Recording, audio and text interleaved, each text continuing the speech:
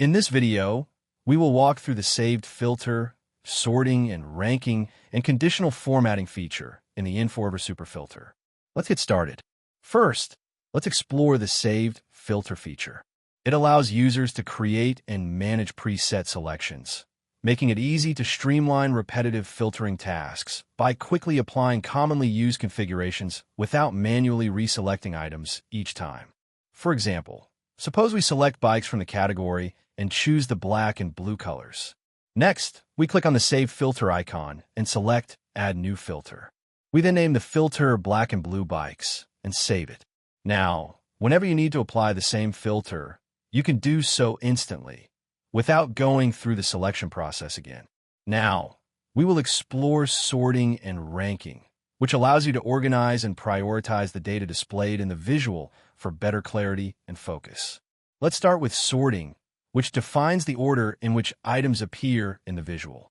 In the Format pane, there is a sorting and ranking section where you can choose sorting options from the drop-down to sort values within the filter. Let's select Total Sales. Then the options for ascending and descending sorting will appear. Then we choose Descending from the drop-down, and the values will sort in descending order in the filter. Now we will look at ranking. To enable ranking, simply turn on the toggle. A drop-down will then appear, allowing you to choose between top N and bottom N ranking. Let's choose top N and set the ranking value to 2. Next, we can select the total sales measure from the top N measure dropdown.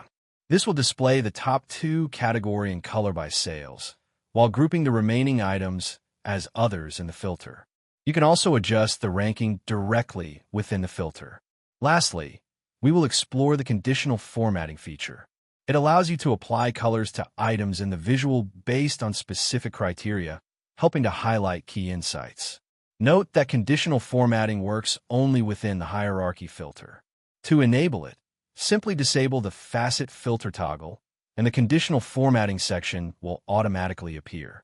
In the Format pane, you can customize conditional formatting using 3 options. Let's use font color for this example.